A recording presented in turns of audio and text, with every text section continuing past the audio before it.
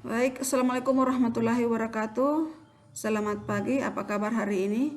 Ya, semoga semuanya dalam keadaan sehat walafiat sehingga bisa belajar bersama kembali dalam channel Setia Belajar.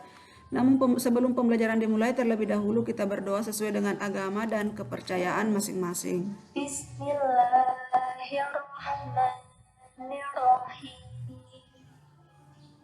Rabbi zidni ilman warzuqni fahma. Ya, Alhamdulillah pada hari ini kita sudah memasuki materi tema 8 lingkungan sahabat kita, subtema 2 perubahan lingkungan, pembelajaran 3. Namun sebelum pembelajaran dimulai, terlebih dahulu kita melihat apa tujuan pembelajaran yang akan dicapai pada hari ini. Yaitu dengan melalui kegiatan membaca, siswa mampu mengidentifikasi jenis-jenis usaha yang dikelola sendiri dengan benar. Jadi diharapkan anak-anakku dimanapun kalian berada dapat sebentar membaca materinya. Melalui kegiatan pengamatan, siswa mampu mengidentifikasi keragaman jenis-jenis usaha di lingkungan sekitarnya dengan benar. Kemudian melalui kegiatan membaca dan berdiskusi, siswa mampu mengidentifikasi keunikan adat istiadat dalam keragaman sosial budaya masyarakat Indonesia. Nah, pada pembelajaran di subtema 1, kamu telah mengetahui jenis-jenis usaha ekonomi. Ada usaha ekonomi yang memanfaatkan alam seperti pertanian, perikanan, dan perkebunan. Berbagai jenis usaha dapat dikelola sendiri atau berkelompok. Apa saja jenis usaha yang dikelola sendiri? Jadi ingat bahwa jenis usaha itu ada yang dilakukan dengan dikelola sendiri dan ada secara berkelompok. Nah, jenis usaha ekonomi yang dikelola sendiri, mari anak-anak kita membaca bersama materinya agar lebih paham ya. Jadi usaha yang dikelola sendiri atau disebut usaha perorangan, iya karena dia sendiri jelas itu usaha perorangan artinya dia sendiri. Kemudian usaha ekonomi ini memiliki modal terbatas dan biasanya dikelola secara sederhana. Contoh usaha ekonomi perorangan sebagai berikut. Jadi yang pertama usaha pertanian seperti pada gambar di samping. Sebagian besar usaha pertanian dikelola secara perorangan. Usaha ini memiliki modal terbatas. Lahan yang digarap petani biasanya terbatas, lahan persawahan dan tegalan. Namun, ada juga usaha pertanian dilakukan secara besar-besaran. Nah, ini gambar apa? Iya, jadi gambar penjual bakso. Jadi itu masuk dalam usaha perdagangan.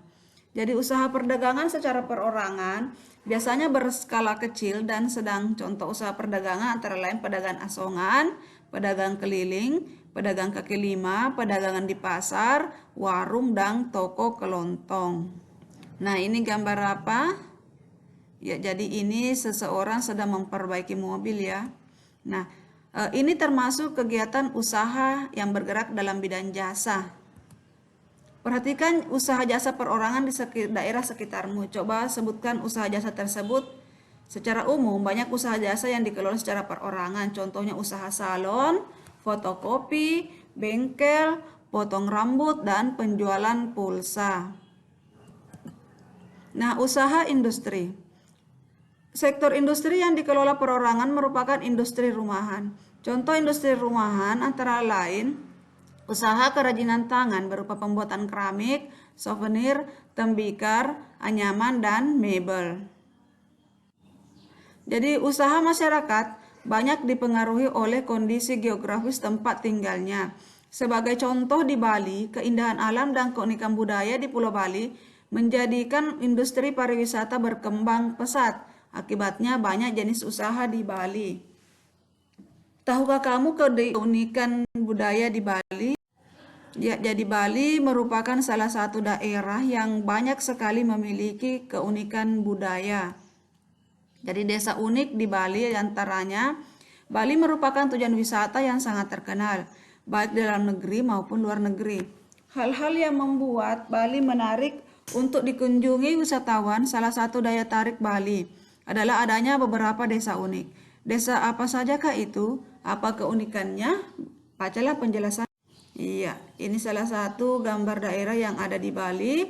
Jadi namanya Desa Tenganan. Desa Tenganan terletak di Kecamatan Manggis, Kabupaten Karangasem di sebelah timur Pulau Bali. Desa Tenganan merupakan salah satu desa tertua di Bali. Masyarakat desa ini masih menjunjung tinggi nilai adat dan budaya.